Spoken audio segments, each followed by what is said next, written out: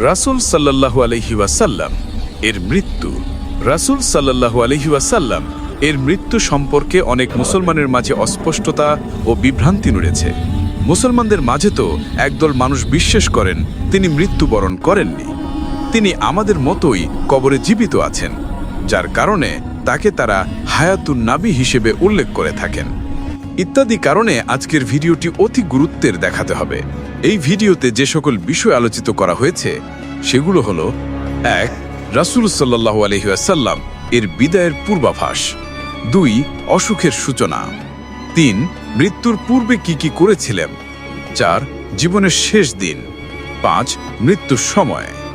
৬. গোসল ও দাফন ও জানাজা। ৭. শেষ কথা। তবে আর দেরি নয়, এবার উক্ত পয়েন্টগুলোর ধারাবাহিক আলোচনায় আসা যাক। ১. রাসূল সাল্লাল্লাহু আলাইহি ওয়াসাল্লাম এর বিদায়ের পূর্বাভাস। নবী সাল্লাল্লাহু আলাইহি ওয়াসাল্লাম এর দাওয়াত জীবন পূর্ণ হয়ে গেল। ইহকাল থেকে বিদায়ের নিদর্শনসমূহ তার কাছে প্রতিভাত হতে লাগল। তিনি তা অনুভবও করতে লাগলেন। তার এক সময় মৃত্যু হবে। ১০ম হিজরির সময় রমজান মাসে তিনি ২০ দিন ইতেকাফ করলেন, অথচ তিনি আগে মাত্র ১০ দিন ইতেকাফ করছিলেন। জিবরাইল আলাইহিস সালাম তাকে সাথে নিয়ে কুরআন ২ বার অধ্যয়ন করেন। বিদায় হজে তিনি বলেন, জানি না, সম্ভবত আমি পরবর্তী বছর এই স্থানে আর তোমাদের সাথে সাক্ষাৎ করতে পারবো কিনা। ১১ হিজরির সফর মাসের শেষের দিকে নবী সাল্লাল্লাহু আলাইহি ওয়াসাল্লাম উহুদ প্রান্তরে গেলেন এবং জীবিতরা যেভাবে মৃতদের শেষ বিদায় জানায় সেভাবে শহীদদের জন্য দোয়া করলেন। কোনো এক রাতের মধ্যে গিয়ে তিনি বাকি কবরস্থানে গিয়ে মৃতদের জন্য ক্ষমা প্রার্থনা করলেন। বললেন, হে কবরবাসী, তোমাদের প্রতি সালাম। তাদেরকে সুসংবাদ দিলেন যে নিশ্চয়ই অচিরেই আমরা তোমাদের সাথে মিলিত হব। ২. অসুখের সূচনা। ১১ হিজরির ২৯ সফর সোমবার এর দিন রাসূলুল্লাহ সাল্লাল্লাহু আলাইহি ওয়াসাল্লাম বাকি কবরস্থানে একটি জানাজায় শরীক হন। ফেরার পথে তার মাথা ব্যথা শুরু হয়, তাপমাত্রায় গরম হয়ে ওঠে, এমনকি মাথার পাকড়ির উপর দিয়েও তা অনুভব করা যাচ্ছিল। রাসূলুল্লাহ সাল্লাল্লাহু আলাইহি ওয়াসাল্লামের অসুখ বেশি হয়ে গেল।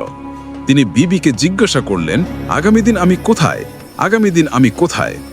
বিবি তার উদ্দেশ্য বুঝতে পারলেন, তাই রাসূলুল্লাহ সাল্লাল্লাহু আলাইহি ওয়াসাল্লামকে ইচ্ছানুযায়ী থাকার অনুমতি দিলেন।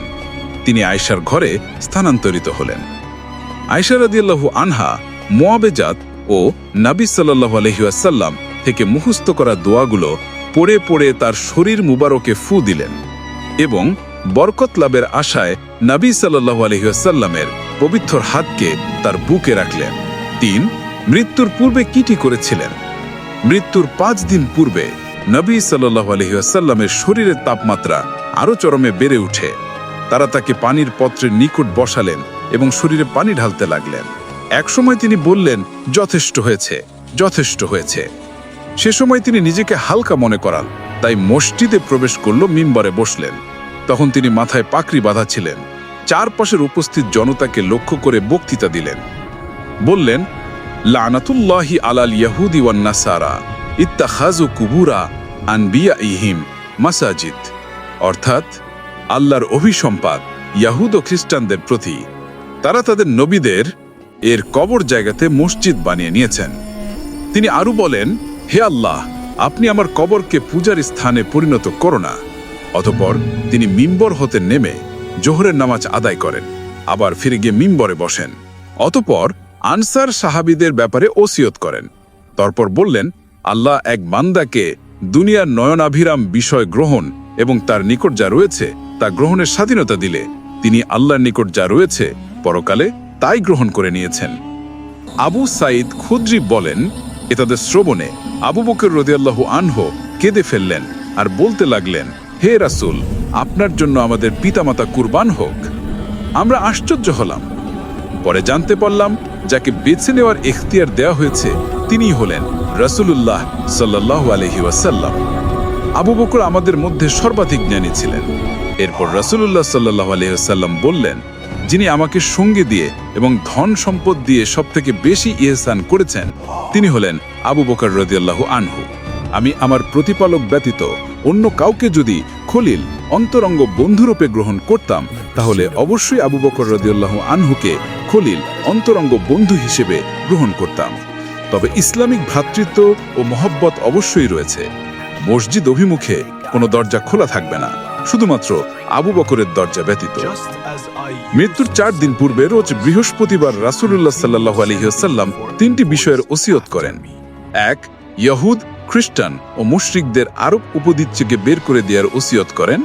2. তিনি যেভাবে প্রতিনিধি প্রেরণ করতেন ঠিক ওইভাবে তার পরবর্তীতে প্রতিনিধি প্রেরণের ওসিয়ত করেন। 3.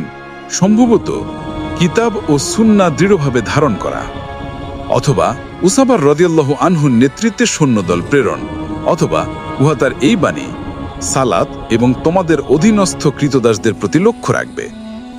নবী সাল্লাল্লাহু আলাইহি ওয়াসাল্লামের অসুখ কঠিন আকার ধারণ করা সত্ত্বেও তিনি লোকদের নিয়ে সমস্ত সালক পড়তে থাকেন। এমনকি মৃত্যুর 4 দিন পূর্বে সেই বৃহস্পতিবারেও সালাতের ইমামতি করেন। নবী সাল্লাল্লাহু আলাইহি ওয়াসাল্লাম ওই দিন লোকদের নিয়ে মাগরিবের সালাত আদায় করেন এবং আল মুরসালাত অর্থাৎ সূরা আল মুরসালাত পাঠ করেন। তবে এশার সময় রোগ আরো বৃদ্ধি পাওয়ায় তিনি মসজিদে ভিতরে প্রবেশ করতে পারেননি। আয়েশা রাদিয়াল্লাহু আনহা বলেন, নবী সাল্লাল্লাহু আলাইহি ওয়াসাল্লাম জিজ্ঞাসা করলেন, লোকেরা কি নামাজ পড়ে নিয়েছে? আমরা বললাম, না হে আল্লাহর রাসূল, ওরা আপনার অপেক্ষা করছে। তিনি বললেন, আমার জন্য বালতিতে পানি প্রস্তুত করো। আমরা তাই করলাম। তিনি গোসল করলেন, তারপর উঠে দাঁড়াতে গেলেন, কিন্তু ব্যর্থ হলেন। ব্যর্থ হওয়ার পর ফিরে এসে জিজ্ঞেস করলেন, লোকজন কি সালাত আদায় করে নিয়েছে? প্রথমবার নই, দ্বিতীয়বার নই, তৃতীয়বার তিনি আবারও ব্যর্থ হয়ে গেলেন। শেষে তিনি আবু বকরের নিকট লোক পাঠান নির্দেশ দিলেন। আবু বকর যেন লোকদের সালাতে ইমামতি করেন।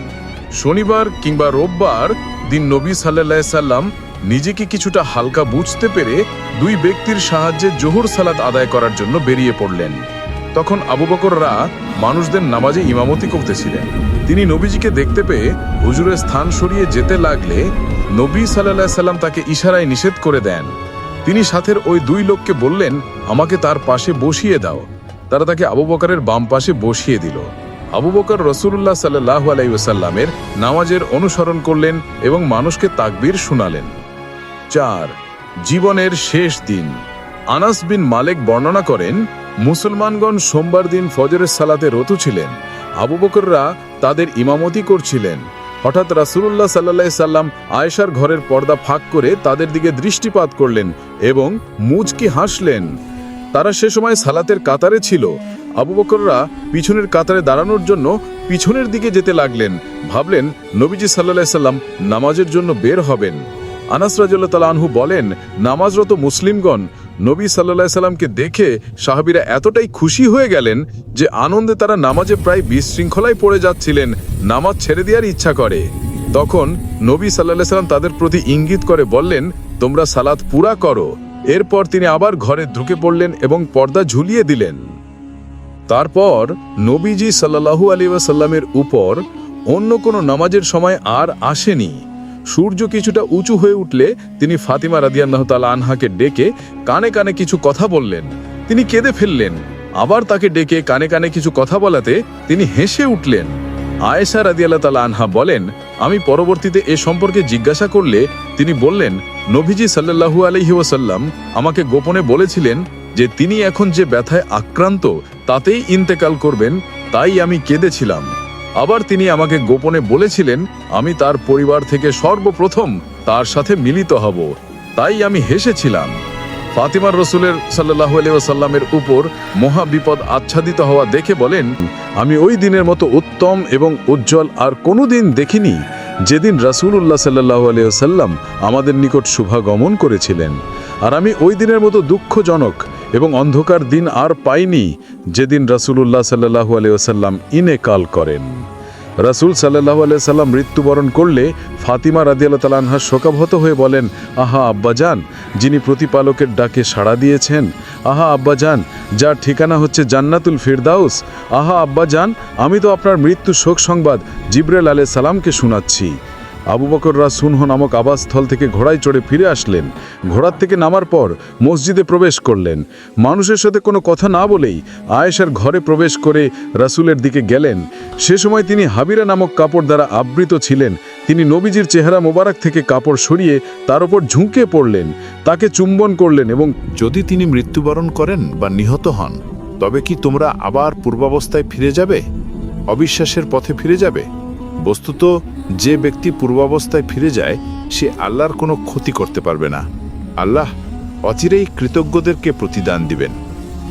ইবন উল মুসাইয়িব বলেন, ওমর রাদিয়াল্লাহু বলেন, আমি যখন আবু বকরের উক্ত আয়াতটি পাঠ করতে শুনলাম তখনই আমি অবশ হয়ে গেলাম।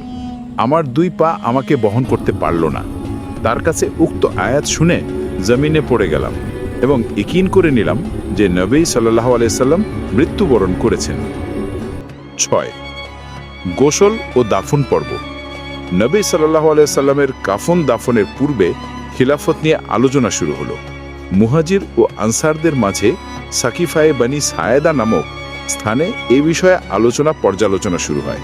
পরিশেষে তারা আবু বকরের খিলাফতের ওপর ঐক্যমত পোষণ করেন।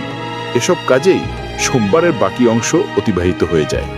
নবী সাল্লাল্লাহু আলাইহি সাল্লামের দেহ মুবারক হিওয়ারা নামক স্থানের কাপড়ে আবৃত অবস্থায় তার বিছানায় থাকে। তার পরিবার ঘরের দরজা বন্ধ করে রাখে। রোজ মঙ্গলবার রাসূলুল্লাহ সাল্লাল্লাহু আলাইহি সাল্লামকে তারা তার দেহ থেকে কাপড় না খুলেই গোসল দিলেন। অতঃপর 3টি সাদা সুতি কাপড়ে কাফন পরালেন। জামা ও পাগড়ি তাতে ছিল না। অতঃপর জনগণ খণ্ড খণ্ড জামাত তথা 10 জন 10 জন করে ওই ঘরে প্রবেশ করে তার সালাতে জানাজা আদায় করেন। নির্দিষ্টভাবে কেউ তাদের ইমামতি করেননি। প্রথমে তার আত্মীয় স্বজন, অতঃপর মুহাজিরিন, তারপর আনসারগণ রাদিয়াল্লাহু তার সালাতে জানাজা আদায় করেন। পুরুষদের শেষে মহিলারা, অতঃপর শিশু কিশোররা তার সালাতে জানাজা আদায় করে। তারা নবী সাল্লাল্লাহু আলাইহি সাল্লামকে কোথায় দাফন করবেন এ নিয়ে মতবিরোধ করলেন। তখন আবু বকর রাদিয়াল্লাহু বলেন, আমি রাসূলুল্লাহ সাল্লাল্লাহু আলাইহি সাল্লামকে বলতে শুনেছি যে নবী মৃত্যুবরণ করেছেন, তাকে তার মরণস্থলেই দাফন করা হয়েছে।